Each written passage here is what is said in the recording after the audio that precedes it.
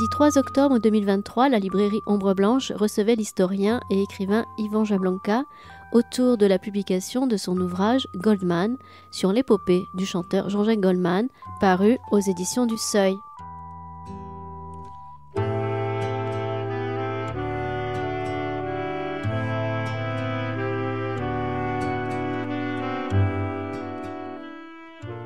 Bonsoir à toutes et à tous. On est très heureux de vous retrouver pour cette rencontre avec Ivan Jablonka qui va évoquer son livre Goldman, publié dans cette très belle collection La librairie du XXIe siècle, dirigée par Maurice Hollander.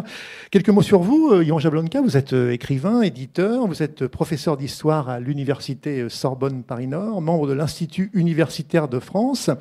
Parmi vos livres les plus récents, citons donc Histoire des grands-parents que je n'ai pas eus en 2012, Laetitia ou la fin des hommes en 2016, qui obtint le prix Médicis, En camping-car en 2018, Des hommes justes en 2019 et Un garçon comme vous et moi en 2021. Et donc aujourd'hui, Goldman, dans cette collection, je le disais, la librairie du XXIe siècle, dirigée par Maurice Hollander, mais qui a disparu il y a peu. Vous en parlez dans les remerciements à la fin du livre. Peut-être au passage quelques mots sur cette collection et sur Maurice Hollander pour lui rendre un hommage au passage.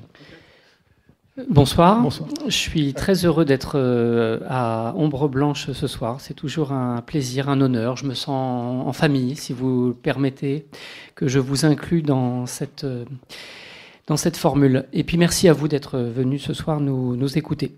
La plupart de mes livres sont parus dans cette collection, la librairie du XXIe siècle. C'est une collection qui, d'entrée de jeu, se propose de mêler les différentes sciences humaines et les formes littéraires. Et je m'y suis retrouvé dans un endroit qui m'a été immédiatement familier et j'ai ressenti une espèce d'amitié intellectuelle de la part de son fondateur et animateur Maurice Hollander, qui est mort il y a 6 mois. Et je me suis retrouvé en quelque sorte orphelin après sa mort. Et j'ai voulu lui rendre hommage dans mon livre.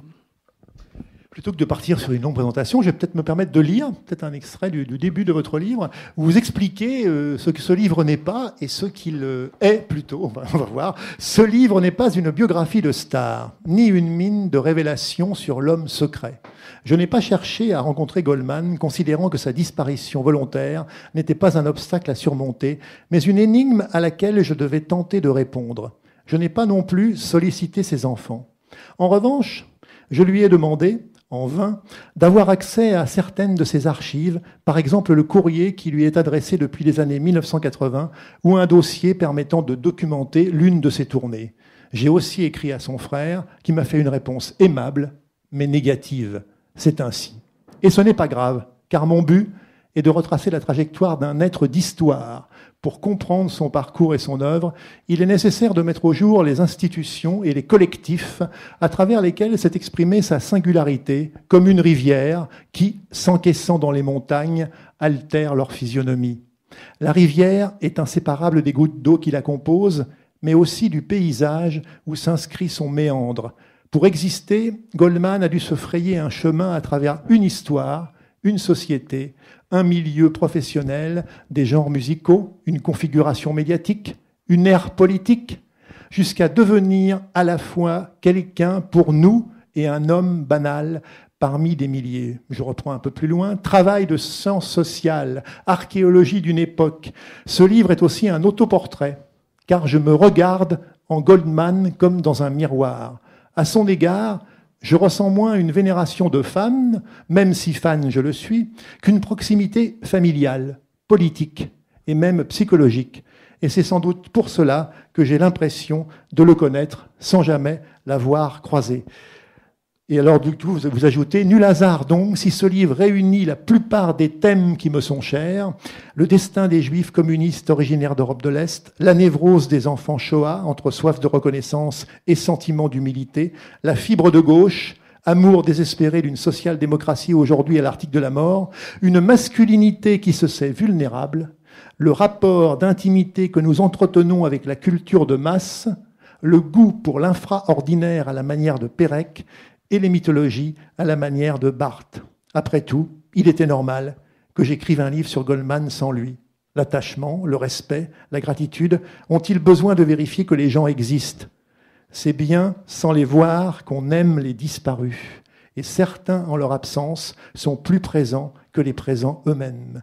Telle est la douce contemporanéité du passé. Je m'arrête là, mais donc voilà, il y a et c'est vrai que on le disait à l'entrée du jeu, j'en parlais à Hélène Cardona qui travaille ici à la librairie. C'est un livre assez formidable, très riche. On est embarqué d'une richesse à la fois sociologique, historique, politique. Il y avait tout ça à la fois. Vous suivez un ordre chronologique, mais en même temps, au passage, vous parlez de vous intervenez dans le récit. C'est toujours très très bien amené.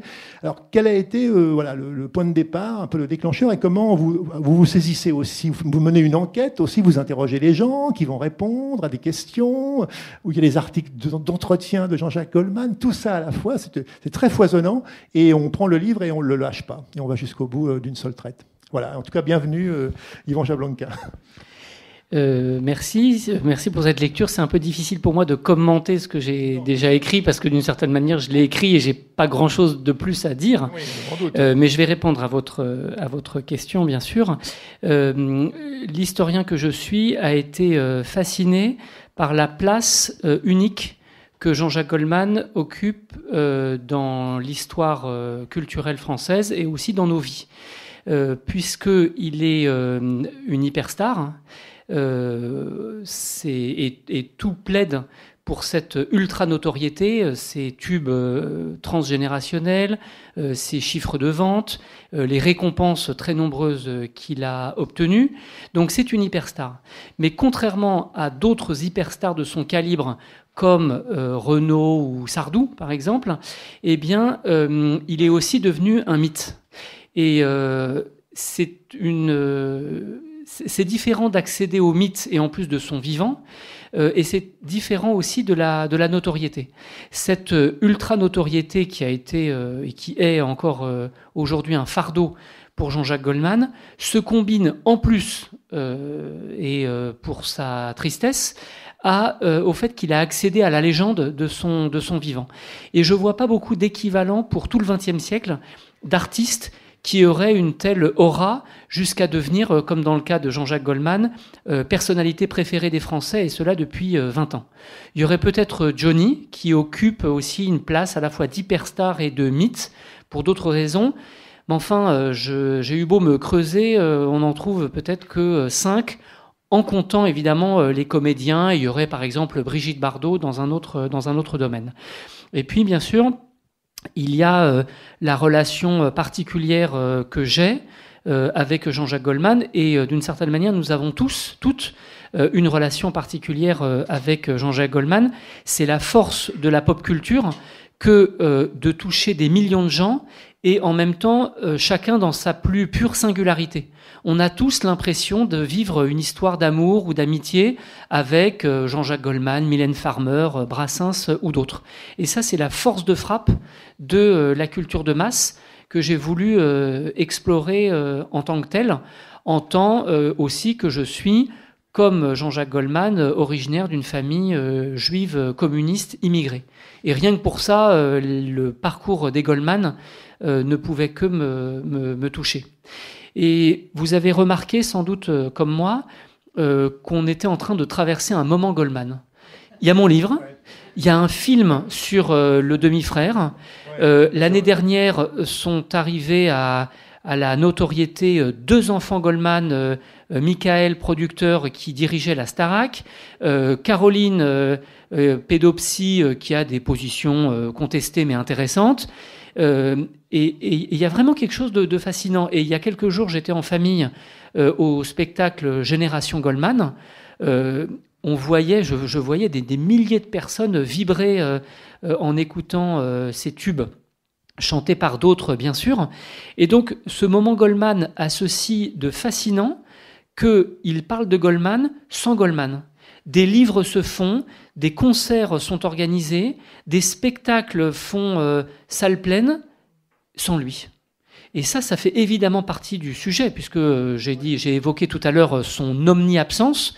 Cette situation d'omni-absence, c'est celle d'un homme qui a disparu volontairement et qui pourtant est partout à travers des livres, des spectacles, des concerts, etc. Je crois que c'est une situation d'omni-absence que Jean-Jacques Goldman a voulu et qui fait partie pleinement de mon travail, non pas comme un obstacle, mais comme un problème à aborder et à comprendre. Vous avez évoqué ce film en effet sur Pierre Goldman, vous l'avez vu, non? Parce que oui, j'ai vu le film. Je trouve, oui, et vous l'évoquez assez souvent dans le livre, évidemment, ce demi-frère. Voilà. C'est un très bon film, j'ai trouvé, enfin, personnellement. Oui, c'est un bon film. Je trouve que c'est un bon film. J'ai une petite réticence que je dirai dans un instant, mais c'est un bon film. À l'évidence, c'est un film intelligent qui permet de comprendre le parcours de cette espèce de météorite qui a été Pierre Goldman et qui a été pendant très longtemps l'unique star des Goldman. Aujourd'hui, tout le monde connaît Jean-Jacques, mais quand il y a 2 ans, j'ai dit à mes parents que j'allais faire un livre sur Goldman, ils ont pensé que c'était Pierre, bien sûr. Hein. Mes parents, bon, ils sont de, voilà, c'est la génération d'avant moi, mais pour cette génération-là, il n'y a qu'une star, c'est Pierre. Et il faut être un peu plus jeune ou vieux comme moi. Aujourd'hui, j'ai 50 ans, et moi, je fais partie complètement de la génération Goldman, mais c'est Jean-Jacques, bien entendu. Alors, ce film m'a plu et je vous recommande d'aller le voir parce qu'il permet effectivement de comprendre toute une époque, tout un questionnement et puis pourquoi cet homme a été à la fois un gauchiste de choc et un gangster. J'ai une réticence. Contrairement à Cédric Kahn, j'ai eu accès au dossier d'instruction. Moi, en tant qu'historien, on m'a permis d'avoir accès au dossier d'instruction de Pierre Goldman. Et ça donne une toute autre vue, un tout autre regard sur la partie délinquante de son parcours. Évidemment, un dossier d'instruction, ça parle évidemment de ça. Et j'ai trouvé que le film contribuait un petit peu à la légende de l'homme qui a tutoyé le rêve et l'utopie. Quand on voit le dossier d'instruction avec 3 braquages à main armée très violents qu'il a reconnus, et 2 homicides volontaires pour lesquels il a été acquitté. Et donc, il n'y a pas à y revenir puisqu'il a été acquitté. Mais enfin, les charges qui pesaient sur lui étaient extrêmement lourdes, comme le montre le dossier d'instruction. Et donc, moi, je ne suis pas du tout fasciné par la violence ni par la délinquance. Et en tant qu'homme de gauche, je me flatte de n'avoir aucune fascination ni pour la violence, ni pour ceux qui enfreignent la loi. Alors donc c'est vrai que vous suivez un ordre chronologique, mais c'est intéressant de voir dès le début à quel point... alors c'est une famille évidemment où le judaïsme a son importance, mais vous écrivez dans nos familles où le judaïsme aurait pu être une malédiction, nous en avons gardé le meilleur, les bonheurs terrestres, la liberté d'esprit, la faculté de rire et d'abord de soi-même, enthousiasme d'une prière païenne. La vie toujours. À la fin des années 1990, lorsqu'un journaliste lui demande quelle question il aimerait poser à Dieu, Goldman répond du tac au tac: s'il va bien, si sa santé est bonne, s'il a pensé à faire une analyse. Presque une blague juive. Vous êtes à la fin du livre, j'espère que j'ai écrit un livre vivant, je crois que c'est le mot que vous employez, un livre de heureux, voilà. Et c'est vraiment un livre heureux. Alors du moins, comment, quand on est historien, on s'attaque à Jean-Jacques Goldman, si je puis dire, à travers, vous l'avez dit, des dossiers, des entretiens, comment organiser tout cela et comment finalement arriver à... C'est un livre aussi où il y a des tableaux, il y a les influences thématiques, les thèmes des chansons de Goldman, ses influences. On sent un travail de recherche, voilà, mais où ça ne pèse jamais dans le livre. Ça, c'est un peu le tour de force. Alors, je me demande comment on arrive à faire tout ça, à faire tenir tout ça et à le rendre léger.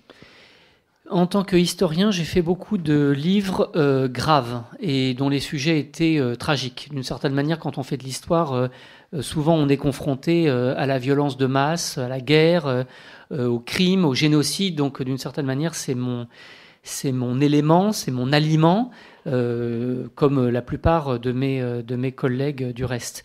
Et après tous ces livres tristes, j'ai voulu faire un livre joyeux, un livre plus léger, un livre qui me rappelle les aspects heureux, enchantés de mon enfance. J'étais pas un fan de Goldman, mais à l'heure du top 50, j'étais devant ma télévision et je me souviens très bien qu'il était un des enfants chéris du top 50. Il était très souvent au top 50 et en ce sens, il faisait partie un petit peu de la bande-son des années 80, donc de mon adolescence. Et c'est bien plus tard que j'ai commencé à véritablement écouter ces chansons et à le comprendre comme tel, c'est-à-dire un artiste, mais aussi l'héritier d'une histoire religieuse, migratoire, politique, etc. Et donc j'étais déjà assez vieux, hein, j'avais au moins 25 ans quand j'ai acheté mon premier disque de Goldman, et la Goldmania était complètement passée. Mais j'ai gardé ce sentiment de proximité qui est un sentiment générationnel, parce que pour tous ceux qui ont vécu cette époque, les années 80 restent indissociables de Goldman, comme elles le sont d'autres figures comme Bernard Tapie, Anne Sinclair, François Mitterrand. Mais Goldman fait vraiment partie de ces symboles des années 80. Et donc j'ai voulu, dans ce livre, associer autant ma sensibilité d'adolescent qu'une réflexion sur ce qu'ont été ces années 80 sur le plan symbolique, culturel, musical et aussi politique. Et à cet égard, Jean-Jacques Goldman est vraiment le symbole de cette pluralité, de cette variété dans les deux sens du terme. Et je crois que c'est un des aspects les plus profonds de la popularité de Goldman, c'est qu'il associe une œuvre musicale que tout le monde connaît, il l'associe à une morale, à une éthique, puisque un certain nombre de gens lui reconnaissent des qualités morales qu'on ne va pas reconnaître à Renaud, Sardou, Souchon, etc. Et à cette œuvre musicale, à ces qualités morales, s'ajoute un troisième aspect, c'est l'engagement, dont on reparlera, par différence avec l'engagement de son demi-frère Pierre Goldman, et en lien avec l'épopée des Restos du Cœur, indissociable aussi des années 80. Alors, quand même, on va essayer de retracer un petit peu quand même son parcours. Donc, premier chapitre du livre, les années silhouettes. Là, on commence en 1951, c'est la date de naissance, Jean-Jacques Goldman, jusqu'aux années 80. Il y a très progressivement un goût pour la musique, évidemment, qui se met en place en lui. Et notamment, on ne peut pas parler de tout parce que ça nous prendrait évidemment beaucoup de temps, mais il y a ce flash Aretha Franklin. À un moment donné, il écoute Aretha Franklin et il va commencer un peu par la soul et il va évoluer très progressivement vers le rock, la pop, et il invente, vous le dites à un moment donné dans le livre, il n'est pas seul, hein, mais il invente une sorte de pop à la française avec Michel Berger, avec Renaud. Voilà. Donc, quel a été peut-être les premiers contacts avec la musique? Je parle de la soul et d'Aretha Franklin, ça me paraît important, mais on peut bien sûr parler d'autres choses si vous le souhaitez, Yvan Jablonka. Bien sûr. Jean-Jacques Goldman a fait ses premières gammes avec la musique classique, puisque ses parents, donc deux petits commerçants juifs immigrés de la banlieue parisienne, ont tout de suite voulu lui donner le meilleur et, au-delà de la musique classique, des marqueurs d'intégration culturelle et sociale. Et quoi de mieux pour intégrer ce fils d'immigré qu'était Jean-Jacques dans les années 50, quoi de mieux que le piano et le violon. Et c'est précisément les instruments que Jean-Jacques Goldman a découvert et pratiqués dans les années 50, ce qui fait que Jean-Jacques Goldman a une formation classique très approfondie. C'est quelqu'un qui connaît très bien le solfège. Enfin, de ce point de vue-là, c'est vraiment, au-delà du fait que c'est un intellectuel et qu'il est très cultivé, c'est aussi un musicien dans l'âme. Et ensuite, la rupture se fait à son adolescence, quand il découvre dans une soirée un tube d'Aretha Franklin qui est probablement Think, même s'il ne le dit pas aussi clairement. Et là, c'est la révélation de la soul, mais aussi plus largement le fait qu'il y a d'autres minorités. Il y a la sienne, hein, le judaïsme, avec toute l'histoire chaotique et douloureuse de ses parents, mais il y a d'autres minorités. Et en l'occurrence, la soul, ça porte aussi tout l'héritage afro-américain qui renvoie à l'esclavage, à un autre exil, une autre déportation. Et je crois que c'est très important comme découverte goldmanienne. Au-delà de la musique, c'est le moment où il forge ce que j'ai appelé l'universalisme minoritaire, la solidarité entre les minorités. Les juifs peuvent se reconnaître dans les noirs parce que précisément ce sont des minorités, minorités par rapport à une majorité, mais minorités aussi par rapport à une histoire complexe, douloureuse, qui sera transférée, dans le cas de Goldman ou de Aretha Franklin, qui sera directement transférée dans des tubes comme Toi, c'est le plus célèbre. Pour les minorités, je pense à une chanson de lui, enfin minoritaire peut-être, là on saute peut-être la chronologie, mais on est un peu obligé forcément, si on ne peut pas suivre forcément chronologiquement. Minoritaire, peut-être c'est une chanson assez marquante de son œuvre, peut-être on peut en dire quelques mots. Oui, il y a une chanson qui est complètement oubliée aujourd'hui, mais qui à mon sens est d'une des plus importantes du répertoire goldmanien. C'est une chanson de 1982, donc Goldman perce à peine, qui s'appelle Minoritaire, dans laquelle il exprime en termes poétiques et enthousiasmants ce que je viens de dire en termes un petit peu plus fades, c'est le fait qu'il se reconnaît dans des minorités et en plus il veut rester une minorité. Et il dit, c'est une des paroles de la chanson, Papa, quand je serai grand, je sais ce que je veux être minoritaire. Je sais ce que je veux faire, je veux être minoritaire. C'est une manière de dire qu'il a pleinement conscience de son parcours familial et du fait qu'il est un héritier, mais certainement pas un héritier économique ou culturel, plutôt l'héritier d'une histoire. Et le fait qu'il sait très bien le parcours de son père, l'émigration, la Pologne, puis ensuite l'exil, la France, exactement le même parcours que sa mère en partant de l'Allemagne. Le fait qu'il le dise si tôt, ça montre à quel point Jean-Jacques Goldman a voulu raconter l'histoire de ses parents, et tout particulièrement de son père, alors que lui était né dans la France des années 50, démocratique et fort peu antisémite. Et je crois qu'il y a quelque chose de très fort dans ce passage d'une génération à l'autre. Vous avez Jean-Jacques, un gosse de banlieue né dans les années 50, qui choisit de raconter les chemins de ses pères, de son père en l'occurrence, et il peut raconter le chemin de son père précisément parce que lui, Jean-Jacques, est arrivé. Et il y a quelque chose comme une dette qui se paye, qui se retrouve dans cette chanson minoritaire, mais aussi dans la plupart des chefs-d'œuvre du répertoire goldmanien, comme Long is the Road, Là-bas, On ira, J'irai où tu iras, toutes les chansons de l'exil, toutes les chansons de l'exil qui consistent à raconter un déracinement, un exil, un arrachement, alors qu'il n'y a pas plus enraciné et tranquille que Goldman, puisqu'il a passé quasiment toute sa vie à Montrouge, en banlieue parisienne.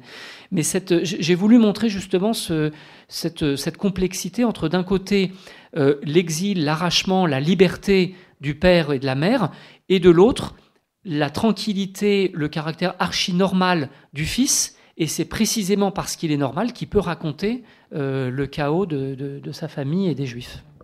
Alors, peut-être s'arrêter sur 1968, mais 68, la manière dont il vit les événements, c'est très différent évidemment de Pierre Goldman.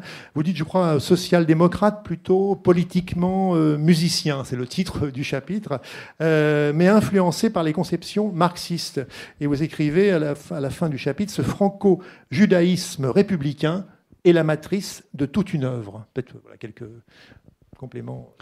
Oui, ce que j'ai décrit comme ce modèle d'intégration des parents, petits commerçants, les parents tenaient un magasin de sport donc à Montrouge, et ça c'est typique du modèle d'intégration franco-juif.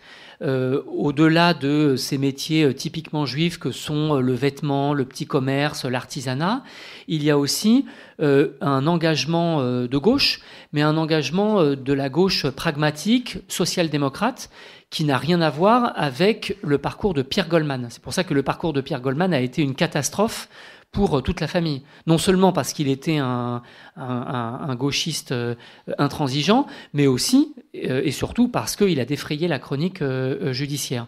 Alors que le père de Goldman a certes une formation marxiste, mais il a toujours été anti-stalinien. Et ça, c'est fondamental. Dans les années 30, beaucoup de marxistes sont devenus staliniens. Mon grand-père en premier lieu, par exemple, comme j'ai essayé de le montrer dans un de mes livres. Jean-Jacques Goldman, lui, a toujours adhéré à une gauche réformiste, social-démocrate, entre gris clair et gris foncé, comme il l'a dit dans un titre célèbre, ce qui fait qu'il adhère à un certain nombre d'idéaux de gauche, justice sociale, solidarité, entraide, réciprocité, ce qui est typique des Restos du Cœur, mais à aucun moment il ne préconise la révolution, les moyens d'action violente ou le grand soir. La chanson qui le dit le mieux, c'est la chanson des Restos du Cœur. Donc paroles et musique, signé Goldman, paroles et musique. Et quand on regarde avec attention la chanson des Restos du Cœur, on voit à quel point c'est un manifeste politique. je te promets pas les lendemains et le grand soir, mais juste pour l'hiver à manger et à boire. Et c'est vraiment c'est une pétition de principe politique. Il ne sera pas comme Pierre et ses amis qui se sont laissés aveugler par des utopies plus ou moins millénaristes et sanglantes. Lui, il sera dans une gauche beaucoup plus pragmatique, et c'est pas un hasard s'il choisira des causes et des collectifs comme la famine en Éthiopie, SOS Racisme, les Restos du Cœur, typiques des engagements sociaux et sociodémocrates des années 80. Il y a quand même quelque chose qui est assez frappant, c'est le fait qu'il vient très très progressivement quand même à la musique. Enfin, il reprend le magasin de sport, c'est un magasin Sport 2000, vous le citez dans le livre, le magasin de ses parents. Ses parents sont un peu déçus, enfin ils préféraient il va y venir, mais vraiment de manière très très très lente. Il a acquiescé à son destin. Comme son père s'est assimilé à la société française par le sport et le travail, le fils choisit de devenir petit commerçant d'un Sport 2000. En parallèle, il s'adonne en autodidacte à une autre activité, la musique.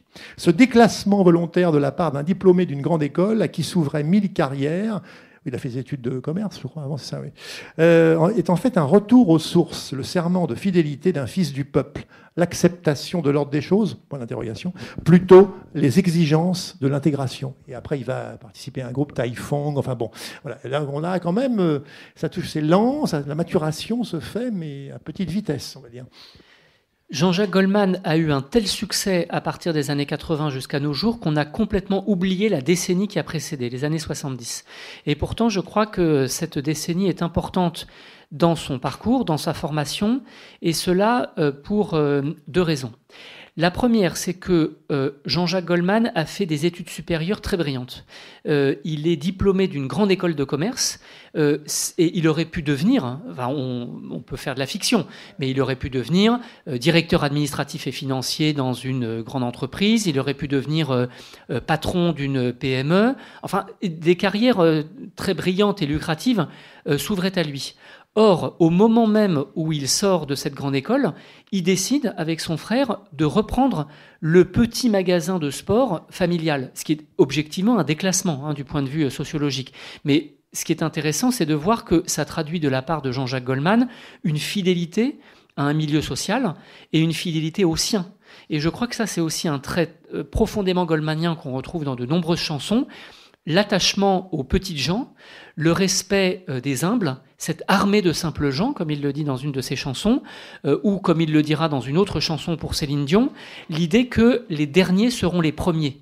Vision à la fois chrétienne et marxiste, avec l'idée que les petites gens ont non seulement une dignité, mais une force sociale, historique peut-être, morale, à laquelle Jean-Jacques Goldman adhère, puisqu'il n'a cessé de faire l'éloge des petits, des vaincus, des humbles, des personnes âgées dans la mesure où elles sont abîmées par un parcours compliqué.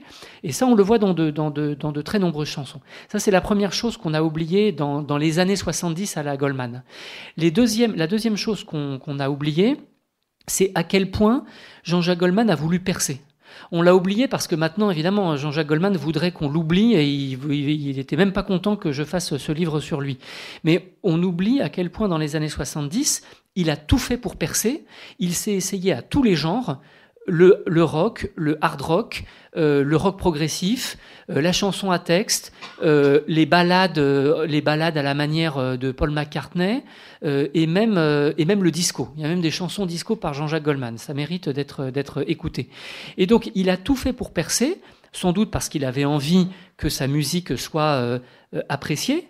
Et on oublie aussi qu'au milieu des années 70, la nouvelle chanson française, comme on l'appelait à l'époque, est en train de fleurir sans Goldman.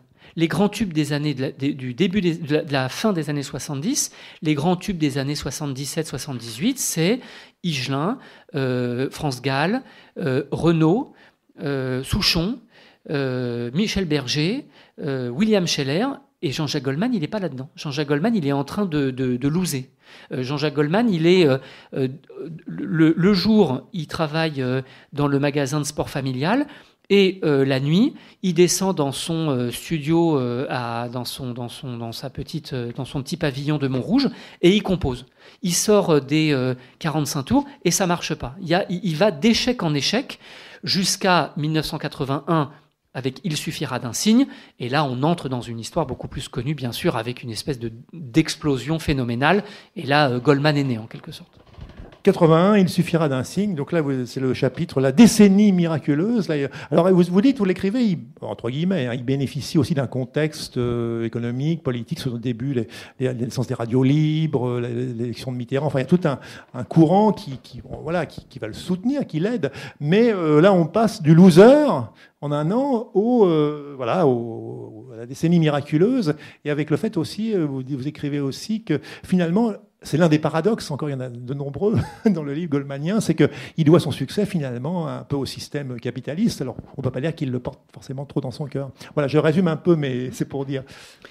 Il fallait que je m'interroge sur l'extraordinaire succès que Goldman rencontre à partir de 1981, alors même qu'il avait eu tant de mal à percer. Et le premier surpris, ça a été lui, bien sûr. Il n'a pas compris ce qui lui arrivait, parce qu'en 1 an et demi, à peu près, entre la fin 81 et le début 83, il se met à hanter les plateaux télé, ses chansons sont matraquées sur la bande FM, et il y a quelque chose qui arrive.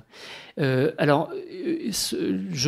n'étais pas satisfait à l'idée qu'il ne doive son succès qu'à son talent. Évidemment, il a un immense talent, mais j'allais pas écrire un livre pour répéter ce que chacun sait. Et j'ai essayé de comprendre quelles étaient les structures socio-économiques du succès goldmanien. Il a bénéficié d'un effet de conjoncture, et d'ailleurs c'est le premier à le reconnaître, donc c'est pas diminuer son mérite. Au contraire, on pourrait dire qu'il épouse son époque, mais il faut comprendre pourquoi des chansons qui ne marchaient pas à la fin des années 70, les chansons se mettent à marcher quelques années plus tard, et Goldman devient Goldman. Pourquoi ? Donc il y a plusieurs choix socio-économiques qu'il fait, qui expliquent son succès dans les années 80. Il y a une chose d'abord importante, c'est le passage au français. Pendant longtemps, il a chanté en anglais, ça n'a pas vraiment marché, et il y a un moment où il décide de faire de la variété, avec ce mot est souvent méprisé en France, mais en tout cas pas par Jean-Jacques Goldman, et donc la variété se fait en français, comme Claude François, comme Dalida, on en pense ce qu'on veut, mais ce sont des artistes qui chantent en français. Et donc Jean-Jacques Goldman, dès la fin des années 70, opère ce virage qui consiste à marier le rock, la pop, la chanson à texte et sa langue, le français. Ça, c'est un choix important qui est un choix stratégique. Deuxièmement, il y a le fait que, après l'élection de François Mitterrand, les socialistes apportent un certain nombre de changements dans le domaine musical et audiovisuel. D'abord, les années Jack Lang se caractérisent par une démocratisation du rock. Le rock cesse d'être méprisé, cesse d'être renvoyé à un ghetto culturel, et les années Jack Lang sont aussi des années de reconnaissance populaire pour le rock, et on le voit aussi indirectement par la construction de différents zéniths à Paris et dans certaines villes de France, précisément pour ces musiques populaires. Et puis, il y a des bouleversements audiovisuels, la légalisation des radios libres, l'arrivée de ce qu'on va appeler la bande FM, qui renouvelle les vieilles radios comme France Inter, RTL, etc., ce qui étaient un peu les vieilles stations historiques. Et là, tout à coup, il y a une efflorescence de radio qui va passer justement massivement les tubes de Goldman et d'autres. Et bien entendu, dernière révolution audiovisuelle, c'est la création de Canal+ sous les auspices du pouvoir mitterrandien, avec le jour même de la création de Canal+, une émission qui va devenir une émission phare des années 80, le Top 50. Et je vous en parlais à l'instant, parce que le Top 50 contribue au succès phénoménal d'un Goldman, d'un Balavoine, et puis de toute la pop anglophone. Et ça, on le voit, et ça oblige Jean-Jacques Goldman à faire une transition qu'il fait à son corps défendant, c'est la transition du clip. On sait que Jean-Jacques Goldman ne voulait absolument pas ni être sur scène, ni apparaître dans un clip, mais dès lors qu'on entre dans les années top 50, il devient impossible de sortir une chanson sans qu'elle soit accompagnée d'un clip. D'où les clips que Goldman finit par tournée et dans lesquelles il joue. Et tout cela explique que même s'il a une sensibilité de gauche et même s'il vient d'une famille communiste, il est d'une certaine manière obligé d'entrer non seulement dans son époque, mais même dans une forme de capitalisme musical et audiovisuel. Ça fait partie d'un des paradoxes intéressants de l'épopée Goldman. Vous écrivez aussi qu'il est un peu inclassable, en fait. On a du mal à le classer parce qu'il est un peu, il touche un peu à tout. Mais c'est pas péjoratif du tout. Non, pour moi, c'est pas péjoratif. Moi-même, je me flatte d'être inclassable. Donc, vous voyez, j'ai voulu faire comme Jean-Jacques, vous voyez. Mais c'est vrai, si on prend une chanson comme Veilletar. Veilletar, c'est une chanson qui, comme il le dit lui-même, c'est une chanson qui lui a permis de commencer à nouer une histoire d'amour avec le public. C'est une chanson qui est très belle, qui fait entendre les angoisses et la mélancolie d'un homme avec un saxo mélancolique, enfin un saxo un peu comme un spleen dans un sonnet de Baudelaire. Et cette chanson Veilletar a été une chanson qui lui a conquis un public très fidèle, mais ça n'a pas non plus été un méga-tube. En fait, tout simplement, c'était la phase B du 45 tours de Quand la musique est bonne. Quand la musique est bonne, ça c'est un immense tube de 1982. Et sur le 45 tours, la face A, c'était Quand la musique est bonne. Et en face B, il y avait Veilletar. Donc les gens qui achetaient Quand la musique est bonne retournaient leur 45 tours et puis découvraient cette chanson Veilletar. Et pour cette chanson Veilletar, je la prends comme exemple pour répondre à votre question. Est-ce que c'est du rock, du blues, de la poésie, une chanson à texte comme en ont écrite Ferré, Ferrat? Bien malin qui pourra décider. Moi, en tout cas, je ne sais pas vraiment comment répondre à cette question. Et en ce sens, Goldman a quelque chose d'inclassable, comme beaucoup de chanteurs de la variété. Parce que la variété, c'est un genre qui phagocyte, qui vient absorber les autres genres et qui les digère. Enfin, bon, ma métaphore est un petit peu vilaine, mais en tout cas, qui vient inventer un son nouveau avec des influences puisées à droite et à gauche. Il y a quand même une chanson qui marque aussi cette époque. Vous avez parlé de début d'histoire d'amour avec le public, c'est de lien. C'est Comme toi qui, pour le coup, installe et commence véritablement cette histoire. Vous écrivez celui qui assure la transition entre le souvenir musical et l'ère mémorielle, c'est Goldman avec Comme toi, sorti en single en 83. Il y reprend le principe métonymique. Elle s'appelait Sarah, elle n'avait pas 8 ans, mais pour la première fois, il l'applique à une enfant anonyme assassinée. C'est ce principe identificatoire, comme toi, c'est-à-dire comme nous, qui donne son ressort à la chanson. Si d'autres gens en décidaient ainsi, les petites filles des années 80 ne vivraient pas plus longtemps que les petites filles des années 40. À bien y réfléchir, Comme toi véhicule un message assez dur à l'intention des enfants d'aujourd'hui. Cela aurait pu être eux, et d'une certaine façon, c'est eux qui meurent avec Sarah. La dimension mémorielle s'accompagne, fait nouveau là encore, d'une volonté de transmission ainsi qu'une déclaration d'amour à la France démocratique. Comme toi a été... Oui, enfin, ce que vous ne dites pas et ce que le passage ne dit pas et que je vais dire, c'est que Comme toi est une chanson sur la Shoah. On ne le dit pas. Shoah à l'heure de grande écoute. On ne le dit pas parce que dans cette chanson, il n'y a pas le mot juif, pas le mot nazi, pas le mot guerre, pas le mot génocide et pas le mot Shoah qui du reste n'était pas encore employé puisque le film de Claude Lanzmann allait sortir seulement 3 ans plus tard. Et cette chanson est une chanson courageuse à plusieurs égards. D'abord, Goldman démarre à peine sa carrière, puisque la chanson sort sur l'album en 1982, et à cette époque, Goldman est encore en train de travailler au magasin de sport. C'est dire à quel point il n'était pas sûr de son succès. Et cet homme qu'on va très rapidement mépriser et dénigrer comme un chanteur à minette, eh ben, on a l'impression que le plus urgent pour lui, c'était d'écrire une chanson sur la Shoah, sur une petite fille assassinée par les nazis à l'âge de 8 ans.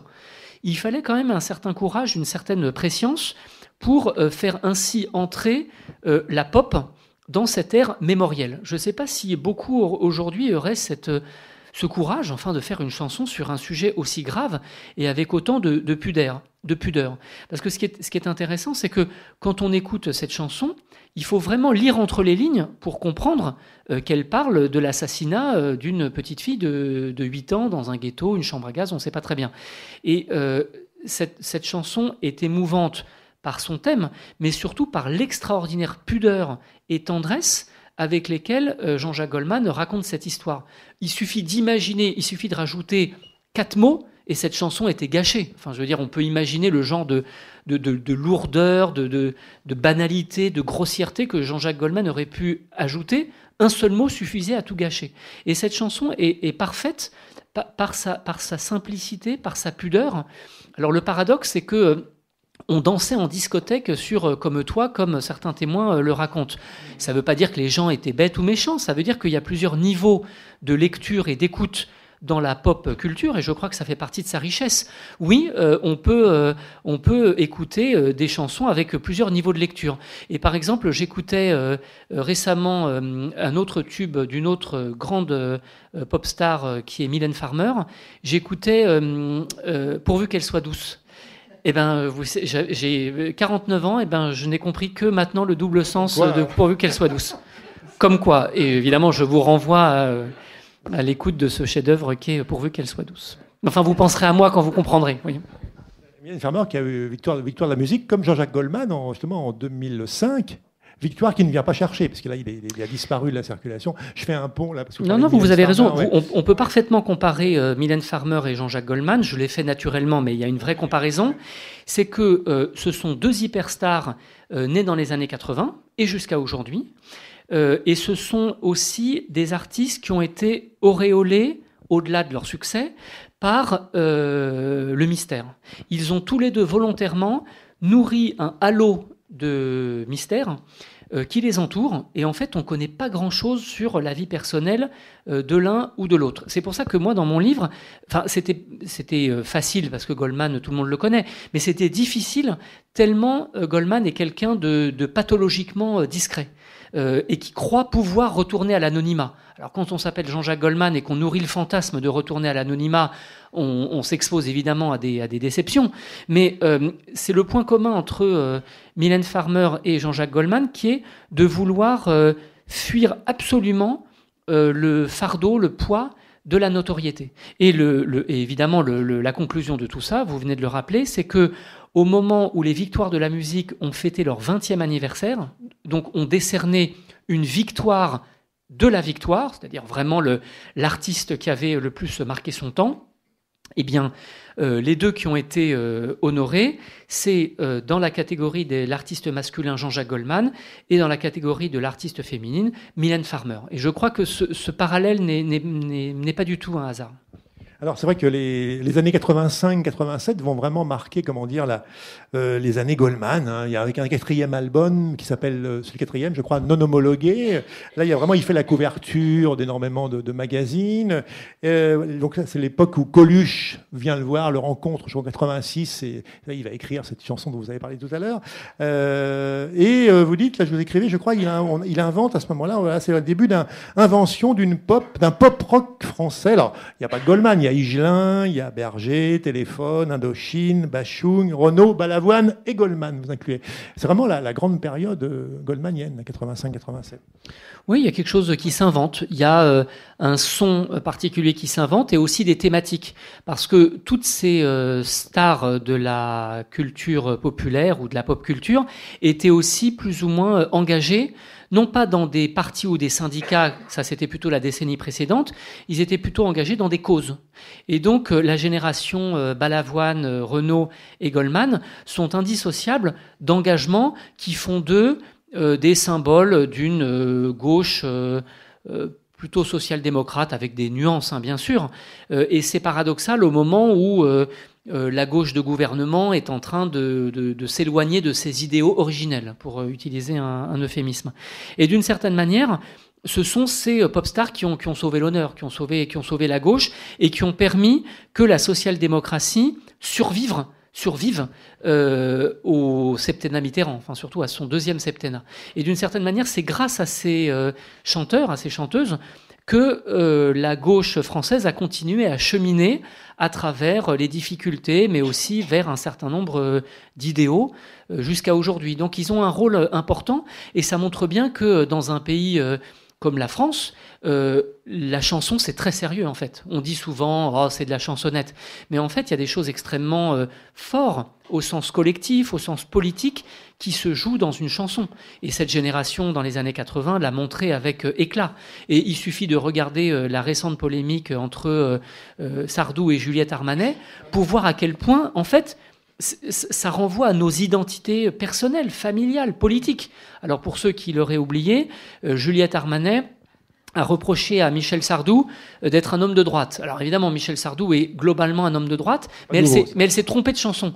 Elle a parlé des les lacs du Connemara, alors que le lac du Connemara, je vois vraiment pas ce que ça a de droite. Elle aurait dit je suis pour en faveur de la peine de mort. On pouvait discuter. Mais les lacs du Connemara, je vois pas.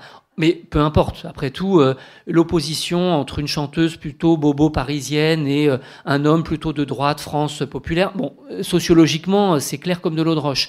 Mais c'est pas ça qui est intéressant. Ce qui est intéressant, c'est de voir à quel point c'est fort, ça peut être violent symboliquement, les gens vont se détester, se dénoncer, puis on a envie de leur dire c'est que de la chanson, quoi. Ben non, parce que ça renvoie à nos identités profondes.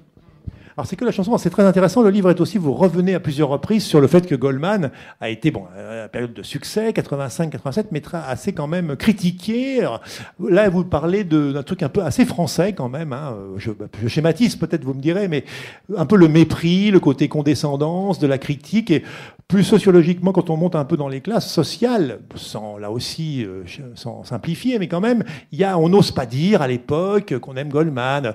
C'est vrai que c'est souvent, il est catalogué un peu comme un chanteur pour midinettes, enfin voilà, pour femmes, plutôt pour jeunes filles. Il y a tout ça dans le livre, et c'est vrai que c'est intéressant, tous ces passages justement de ce mépris de classe et ce côté un peu condescendant envers Goldman. Dans les années 80, c'est pas que Jean-Jacques Goldman a été critiqué, c'est qu'il a été assassiné. Enfin, quand on regarde, comme moi j'ai dépouillé presque 40 ans de presse écrite et audiovisuelle, quand on voit la violence des articles qui étaient publiés sur lui dans les années 80, mais on en reste pantois. Là encore, on a envie de dire les gars, c'est que de la chanson, quoi. Et pourtant, il y avait une violence que j'ai essayé d'expliquer en termes sociologiques et historiques. La première raison du mépris goldmanien, pourquoi Goldman est tellement ridicule, méprisable, répréhensible, pourquoi ? La première raison, c'est son positionnement politique. Et je vais y passer rapidement parce que on a déjà parlé de Pierre Goldman. Pour toute une génération de journalistes rock dans les années 80, le rock supposait des engagements à l'extrême gauche. Et donc, il y a beaucoup de journalistes rock des années 80 qui reprochaient à Jean-Jacques de ne pas être Pierre. Effectivement, Jean-Jacques, lui, c'était plutôt un petit commerçant, plutôt un social-démocrate bon teint. Il avait un côté pas révolutionnaire, pas rebelle, et au contraire, gendre idéal. Ça, c'est un choix que Jean-Jacques Goldman a fait et qu'on lui a reproché, comme s'il avait en permanence un défaut de radicalité, pas assez radical. Bon. Ça, c'est la première chose. La deuxième, c'est une forme d'élitisme qu'on retrouve dans toute une partie de la presse de gauche intellectuelle, et c'est d'autant plus piquant que c'est en fait la famille politique de Goldman. Ceux qui ont été le plus durs à l'encontre de Goldman, c'est sa famille politique. C'est des journaux comme Le Monde, Télérama, Libération, Le Nouvel Observateur, qui ont été impitoyable avec Jean-Jacques Goldman en lui reprochant d'avoir trop de succès, en quelque sorte. Et là, on entre dans une autre forme de mépris. C'est un mépris de classe qui consiste à mépriser les goûts du peuple, les goûts populaires, comme étant, par définition, méprisables. Et vous voyez bien que c'est un raisonnement circulaire, puisqu'on méprise les goûts du peuple, puisqu'ils sont méprisables. Ça, c'est quelque chose, évidemment, de très intéressant et important du point de vue socio-historique, parce que ça montre comment cette presse de gauche, cette presse intellectuelle de gauche, qui, par définition, était de gauche, était en fait dans une forme de haine du populaire qu'elle comprenait d'autant moins qu'elle méprisait ses goûts, que ce soit Jean-Jacques Goldman ou Mylène Farmer. Et ça, je crois que c'est quelque chose qui a complètement changé. Et d'ailleurs, ce qui m'a amusé, c'est de voir que ces journaux qui vomissaient sur Goldman ont été les premiers à applaudir mon livre. Les temps ont changé, mais tant mieux. Les temps ont changé, Et c'est aussi parce que ce sont les journalistes qui ont changé. Dans les années 80, c'était des journalistes rock de 50 ou 60 ans. Aujourd'hui, c'est plutôt des jeunes femmes de 30 ans, et ça a tout changé. Et la troisième raison pour laquelle il fallait mépriser Goldman et son public, c'est le lien entre le positionnement de Jean-Jacques Goldman vis-à-vis du genre, vis-à-vis des cultures sexuées. Jean-Jacques Goldman a toujours assumé une masculinité fragile, faillible, vulnérable, contrairement à un Johnny qui est un taulier, qui descend de sa Harley, qui enlève son blouson de cuir, qui vous regarde au fond des yeux et qui est lourd sur vous comme un cheval mort. C'est un autre style de masculinité. Oui, mais moi, j'aime beaucoup Johnny, mais il faut être capable aussi d'analyser les thématiques que véhicule un Johnny ou un Balavoine ou un Renaud. Bon. Bref, vous avez des séducteurs, alors que Jean-Jacques Goldman, lui, s'est jamais situé sur cette position. Et à chaque fois qu'il a parlé aux femmes, c'était avec respect, avec amitié, avec une forme de distance, on va dire, qui ne l'obligeait pas à entrer dans leur zone d'intimité, ni à se moquer d'elle avec un certain nombre de blagues misogynes. Et à cet égard, il suffit de comparer 3 tubes des années 80 qui sont quasiment concomitants. Vous avez Femmes libérées de Cookie Dingler, vous avez Femmes des années 80 de Sardou, tous les deux, je dirais pas misogynes, mais avec des galéjades pas loin d'une forme de sexisme. Et vous avez de manière quasiment concomitante le tube de Jean-Jacques Goldman, Elle a fait un bébé toute seule, qui me paraît infiniment plus respectueux d'une forme d'émancipation féminine. Bon, ensuite, après, des goûts et des couleurs, chacun peut faire de l'exégèse à cet égard. Mais je crois ne pas me tromper en disant que Goldman, dans de très nombreuses chansons, est un allié des femmes 40 ans avant MeToo, à une époque où on ne parlait vraiment pas de tout cela. Et on pourrait dire que Jean-Jacques Goldman est soit dans une sorte de proto-féminisme, soit dans une forme d'alliance avec les femmes, tout en étant lui-même un homme un peu fragile et décalé. Et ça, je crois que le public ne s'y est pas trompé. Et ce n'est pas un hasard si une très grande majorité du public goldmanien était composée de femmes, et notamment d'adolescentes. D'ailleurs, la quasi-totalité des gens que j'ai trouvés pour les interroger dans le cadre de mon livre, c'était des femmes, enfin des ex-fans de Goldman, qui avaient 15 ans à l'époque, et qui étaient touchées par la manière dont Goldman s'adressait à elles. Non pas comme des filles à draguer, à séduire, avec qui coucher, mais comme des adolescentes qui avaient des voies d'émancipation possibles et qui avaient une carrière à mener, une indépendance à défendre. Et on le voit dans une chanson comme C'est ta chance, qui est intégralement un message d'espoir et de fierté adressé à une adolescente par ailleurs de milieu populaire et issue de l'immigration. Bon, c'était un message. Et ce Jean-Jacques Goldman qu'on décrivait avec mépris ou avec ironie, c'était quelqu'un qui disait à des ados de classe populaire « Sois fier de ce que tu es et va jusqu'au bout de tes rêves ». On peut penser ce qu'on en veut, mais moi je crois qu'il y a une certaine modernité à ce message. Il s'est toujours opposé au patriarcat, vous l'écrivez à l'époque, et il faudrait qu'on peut évoquer quand même en 89 un événement important, très malheureux, qui est un féminicide, celui de Sirima Viratunga, qui est une jeune femme qui chantait là-bas en duo avec Goldman et qui est peut-être un symbole d'un début d'émancipation féminine et qui va mourir sous les coups de son mari. Oui, alors Sirima est restée à la postérité parce que c'est elle qui partage l'affiche et le casting avec Jean-Jacques Goldman dans une des grandes chansons de Goldman qui s'appelle Là-bas. Elle chante avec lui et elle est aussi dans le clip. L'histoire raconte, et je l'ai retrouvé effectivement dans le dossier d'instruction dans l'affaire Sirima, qu'un ami de Jean-Jacques Goldman l'a rencontrée dans le métro. Elle chantait dans le métro parce que c'était une immigrée. Sa famille venait du Sri Lanka et elle-même venait de Grande-Bretagne. Elle chantait dans le métro et puis sa voix a séduit. Et puis finalement, le hasard, puis l'interconnaissance lui a permis de rencontrer Jean-Jacques Goldman et de devenir une star. Il se trouve que cette Sirima vivait avec un homme qui était lui aussi un chanteur de rue, comme elle, mais qui a été jaloux de son succès et qui l'a tué quelques années après qu'elle a elle-même percé. Évidemment, tout cela ne pouvait manquer de me rappeler le sort de Laetitia Perret, à laquelle j'ai consacré un livre, même si on n'était pas exactement dans le même milieu social.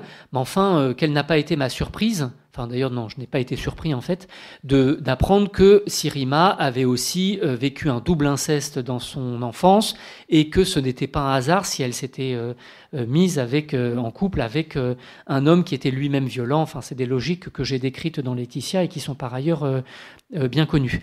Et donc, Sirima a été tuée dans ce qu'on n'appelait pas à l'époque un féminicide, mais le dossier d'instruction que j'ai dépouillé le montre avec éclat. Mais je dois faire une précision qui montre que les choses sont aussi plus compliquées que ce qu'on croit. C'est que je suis tombé sur une anecdote qui est dans le dossier d'instruction que j'ai trouvée étonnante et passionnante. Et c'est l'anecdote suivante. On est en 1988, il reste plus que 6 mois à Sirima de vie, et elle sort d'un zénith, je ne sais plus dans quelle ville, peut-être à Paris, et comme les fans sont en train d'attendre Jean-Jacques, ils la reconnaissent, et il y a un petit attroupement autour de Sirima. Et les fans de Goldman, qui sont donc massivement des femmes, se mettent à entourer Sirima de manière un petit peu menaçante et la prennent à partie en lui demandant par quel miracle elle est devenue une chanteuse aux côtés de Jean-Jacques Goldman. Est-ce qu'elle aurait couché avec lui? Et il y a ce qui est typique des accusations dès qu'une femme a du succès. Bon, c'est systématiquement l'accusation qui lui est faite. Mais vous voyez que ça, c'était des femmes qui accusaient Sirima d'avoir eu une promotion canapé en quelque sorte. Et ça m'a fait réfléchir, parce que vous voyez que d'une certaine manière, les réflexes patriarcaux ne sont pas propres qu'aux méchants hommes de 50 ans comme moi. C'est aussi des choses qui sont bien partagées par beaucoup de gens. Et cette anecdote, je trouve, était frappante, parce que ça montre un certain sexisme féminin, pour le coup, il faut bien dire ce qui est. Et ça montre aussi que Sirima a vécu des choses difficiles. Et 1 an plus tard, elle meurt poignardée par son compagnon et père de son fils.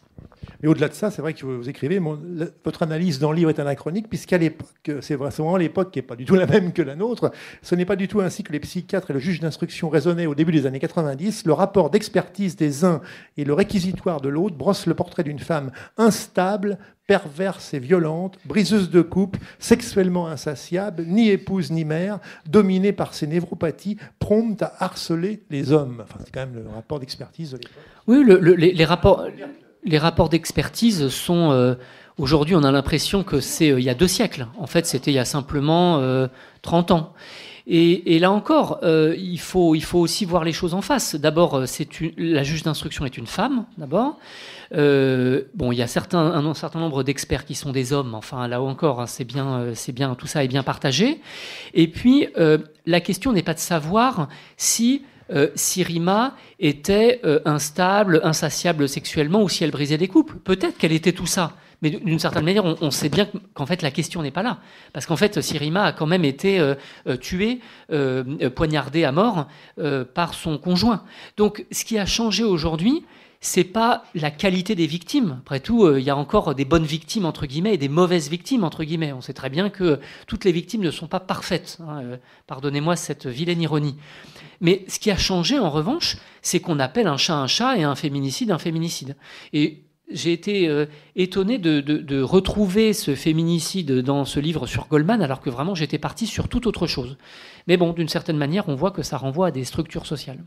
Alors, dernière partie du livre, avant qu'on passe la parole au public, c'est vers l'absence. Alors, donc, ça veut dire qu'il y a la rencontre, le trio avec Carol Fredericks et Michael Jones. Il y a énormément de choses qui se passent. Il y a l'album Rouge, la sortie de Néant 17 à Leidenstadt. Enfin, il y a encore des... Voilà. Mais très progressivement, il y a comme ça il va tirer sa révérence, si je puis dire. Il va vers l'absence et il annonce en 2002, je crois que c'est ça, qu'il ne reviendra pas, voilà, qu'il arrête définitivement sa carrière. Il n'a jamais annoncé qu'il arrêtait. Au contraire, on aimerait bien qu'il nous dise adieu, on aimerait bien qu'il fasse une tournée d'adieu, mais il a jamais rien fait de tel. Il aurait pu faire comme Tina Turner, 15 tournées d'adieu, ça aurait été génial. Mais le problème, c'est que si Jean-Jacques Goldman revient, les compétitions sportives s'arrêtent parce qu'il fait 6 mois de Stade de France. Donc, c'est compliqué. Bref, donc, ce qui est intéressant, et je le dis de manière plus sérieuse, ce qui est intéressant, c'est de voir que Goldman s'est dirigé vers l'absence progressivement. C'est pas tout à coup qu'il a disparu. Je crois que dès les années 90, il se dirige vers l'absence, d'abord en s'intégrant dans un groupe alors qu'il est au sommet de sa gloire, et il se met avec 2 autres musiciens qui ont certes du talent, mais qui n'ont vraiment pas sa notoriété. Donc il se fait un peu oublier en quelque sorte. Et au même moment, il écrit certains de ses plus grandes chansons pour d'autres chanteurs. Céline Dion, bien sûr, mais aussi Patrick Fiori, Patricia Cass et beaucoup d'autres, Khaled, etc. Et donc là, il y a vraiment une manière de se mettre en retrait. Et je crois que c'est le début de l'absence. Et ensuite, à partir du début des années 2000, alors là, véritablement, il entre dans une phase que j'ai appelée d'omni-absence, c'est-à-dire qu'il est partout présent, mais toujours invisible. Et cette phase d'omni-absence commence avec le fait qu'il ne donne plus aucune interview. Il y a quasiment, je crois que les dernières interviews, c'est 2005, et c'est déjà dans des magazines très spécialisés que je suis allé retrouver, mais en fait, les dernières interviews grand public, c'est 2002. Le dernier concert public, c'est 2002. Le dernier album solo chanté par Goldman, c'est 2001. Bon, là, il y a vraiment un choix de la disparition. Et puis, il y a même davantage, à partir d'un certain moment, à partir de la fin des années 2000, début des années 2010, on entre dans une phase encore ultime de disparition et Jean-Jacques Goldman choisit de suicider son personnage public. Et là, c'est encore une autre phase. On le voit quand il démissionne de toutes ses fonctions aux Enfoirés. En 2015, enfin en 2016, il démissionne de toutes ses fonctions aux Enfoirés. Et là, on entre encore dans une autre phase d'absence, s'il était possible, qui consiste à une forme de suicide public. Alors Jean-Jacques est vivant, Dieu merci, mais c'est un suicide public qui a très peu d'équivalent au XXe siècle. Au XXe siècle, il faudrait citer Greta Garbo, Brigitte Bardot, et encore, je me creuse pour en trouver d'autres, c'est-à-dire des gens qui, au sommet de la gloire, choisissent de disparaître radicalement et de suicider une part d'eux-mêmes. Ce qui me fait dire qu'aujourd'hui, Goldman n'existe plus. Enfin, Jean-Jacques, il vit sa vie à Londres, à Marseille, et on lui souhaite bon vent. Mais Goldman, on sait très bien au fond de nous-mêmes que c'est fini. Et c'est aussi pour ça que j'en ai fait si facilement un objet d'histoire. Le temps de l'histoire est arrivé pour Goldman, on le sait tous au fond. C'est aujourd'hui le répertoire le plus écouté de la scène francophone. Vous écrivez à la fin. Oui, alors j'ai eu accès à des chiffres fascinants parce que j'ai eu accès aux chiffres de la plateforme de streaming Deezer, parce qu'ils ont un groupe de recherche. Enfin bref, ils m'ont donné accès à un certain nombre de chiffres. Et ces chiffres sont fascinants parce qu'ils nous permettent de comprendre la popularité de certains tubes, de toutes les chansons en fait, depuis les années 80. Alors évidemment, Deezer n'existait pas à l'époque de la Goldmania, mais on voit aujourd'hui dans quelle mesure certains tubes sont encore écoutés aujourd'hui. Et ça, les ingénieurs de Deezer ont des écrans de contrôle fascinants. Je ne dis pas qu'ils sont en train d'espionner votre playlist, mais enfin, pour le collectif que nous formons, il y a vraiment des chiffres fascinants.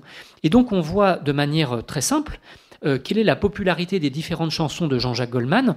Il y a des chansons complètement oubliées, comme Brouillard ou Minoritaire, qui sont des chansons, à mon avis, très importantes du répertoire goldmanien, mais qui sont complètement oubliées.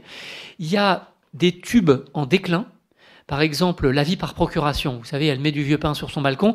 C'était un méga tube en 1987, mais je crois qu'il est en déclin. Tout le monde connaît la fameuse phrase « elle met du vieux pain sur son balcon », mais c'est un tube qui est quand même un petit peu en déclin.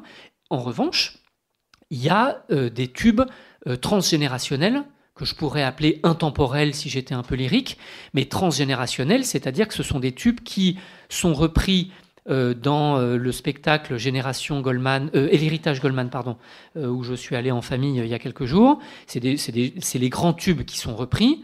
Et encore plus intéressant, ce sont des tubes qui ont une énorme popularité encore aujourd'hui sur Deezer. Et ce que m'expliquaient les ingénieurs de Deezer, c'est que ce qui signe le tube intemporel, c'est la présence dans les playlists de mariage. Alors je disais, mais qu'est-ce que c'est que cette histoire ? Qu'est-ce que c'est que cette histoire de playlist de mariage ? Alors d'abord, comme évidemment, quand tout le monde se marie, quand tout le monde se marie, évidemment, tout le monde baptise la playlist de mariage.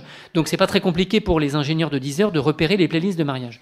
Mais de manière plus intéressante, qu'est-ce qu'une playlist de mariage ? C'est un ensemble de chansons qui doit faire danser toutes les générations.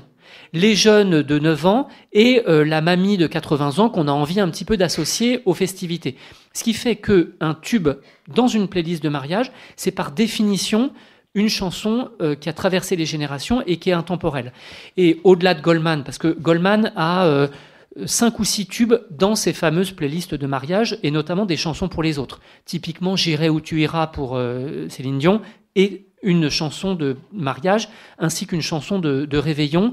Et beaucoup de Français passent d'une année à l'autre en écoutant cette chanson. Et je terminerai là-dessus, parce que ça montre à quel point la pop, c'est quelque chose de passionnant. Les ingénieurs de Deezer me disaient, il y a un chanteur qui est en train d'entrer dans les playlists de mariage, c'est Orelsan. Alors que pour moi, Orelsan, d'abord c'est un peu du rap, un peu de la musique urbaine, avec, comme vous le savez, des chansons fort peu conventionnelles ni consensuelles. Et je leur ai dit, ah bon ? Et ils m'ont dit, oui, ça y est, il entre à un stade de notoriété et de consensualité où, ça y est, Orelsan est dans les playlists de mariage et ça veut dire quelque chose. On va vous passer la parole. Avez-vous des questions, des remarques, des réflexions pour Yvan Jablanca à propos de Goldman ? Vous avez parlé tout à l'heure un petit peu de la critique de Goldman envers votre propre livre. Et je voulais savoir justement ce que vous répondez à cette critique. Enfin, je sais que vous avez répondu que vous l'avez justifié par une approche sociale et pas purement autobiographique. Mais du coup, est-ce que... je sais pas, vous avez eu pas des regrets, mais vous avez eu une remise en question où vraiment vous à 100% vous dites bah non, j'ai bien fait d'écrire ce livre en fait. Merci pour votre question. C'est peut-être la question que tout le monde attendait. Alors, je vais contextualiser la question pour celles et ceux qui ne sont pas au courant. Quelques jours après la sortie de mon livre, alors qu'il avait eu 6 couvertures de magazines et de journaux, Jean-Jacques Goldman est sorti de son silence légendaire pour dire qu'il était attristé qu'il y ait eu un livre et qui désapprouvait. Enfin, je simplifie. Et j'ai pas été surpris par cette sortie parce que au cours de mon enquête, j'ai à plusieurs reprises essayé de contacter la famille Goldman. Non pas pour rencontrer Jean-Jacques Goldman, je n'ai jamais demandé à rencontrer Jean-Jacques Goldman. En revanche, d'abord je l'ai prévenu par courtoisie que j'écrivais ce livre, et ensuite, comme je l'ai dit dans l'extrait qui a été lu tout à l'heure, je lui ai demandé s'il pouvait me donner accès à certaines de ses archives. J'ai pas eu de réponse. Je pense qu'il a reçu le mail, mais je suis même pas sûr. D'ailleurs, le mail de Jean-Jacques Goldman ne court pas les rues. Donc déjà, obtenir le mail du chargé de prod de Goldman, déjà ça m'a pris 6 mois et j'ai actionné à peu près tous mes contacts. Mais bon, ce qui d'ailleurs est complètement dingue, enfin ça en dit énormément sur Goldman. Si j'avais fait un livre sur Macron, il m'aurait reçu 20 fois, enfin c'est évident. Goldman, c'est quelqu'un qui... vraiment, il n'a pas du tout envie, quoi. Il n'a vraiment pas du tout envie qu'il y ait un livre sur lui. Bon. Alors, à cela, je réponds que... alors, qu'est-ce que je vais répondre à ça ? À cela, je réponds que cette réaction de Goldman fait partie de mon livre. Goldman, comme j'ai essayé de vous le montrer, adhère au fantasme de la star anonyme, ou du chanteur qui aurait du succès, mais qui n'aurait pas à porter le fardeau de la notoriété. Mais c'est une contradiction dans les termes. Et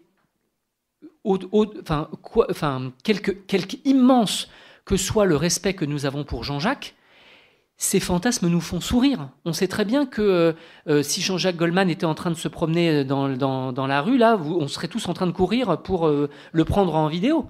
Bon, c'est ça la vérité de la starification moderne. Et donc, Goldman, je disais qu'il avait un rapport pathologique à la discrétion. Jean-Jacques, je respecte son désir de discrétion, et c'est pour ça que je suis pas allé comme un paparazzi le harceler à Londres ou ailleurs. En revanche, Goldman, ce qui est le titre de mon livre, il est évident qu'il fait partie non seulement de notre histoire, mais de l'histoire nationale au XXe et au XXIe siècle. Bon. Donc, que l'historien que je suis ne pouvait pas passer à côté d'un sujet aussi important. Mon boulot, c'est de raconter notre histoire et de raconter l'histoire de France contemporaine. Ben oui, c'est Goldman. Bon. Et par ailleurs, et là je le dis, je vais le dire de manière un petit peu plus solennelle, nul ne peut échapper à son historicité. Nous sommes tous des êtres d'histoire et nul ne peut échapper à sa condition historique. Que ce soit des anonymes comme mes grands-parents ou comme Laetitia Perret, ou que ce soit des hyperstars comme Jean-Jacques Goldman ou Johnny. Nous sommes tous des êtres d'histoire et nous sommes tous potentiellement des sujets d'histoire. Et c'est arrivé à Goldman. Je suis désolé pour lui, mais ça lui est arrivé comme c'est arrivé à d'autres. Voilà. Par ailleurs, je voulais vous raconter une autre anecdote. Jean-Jacques Goldman m'a fait une pub de dingue. Vous imaginez Jean-Jacques Goldman qui est dans un silence plus épais que les frères trappistes au XIXe siècle, qui sort de son silence pour dire du mal de mon livre. Enfin, c'est quand même quelqu'un qui a fait du marketing, c'est bien que c'est l'erreur à pas faire, quoi. Voilà, je le disais en souriant, mais c'est vrai que bon, je suis l'homme qui a fait sortir Goldman de son silence. Merci beaucoup.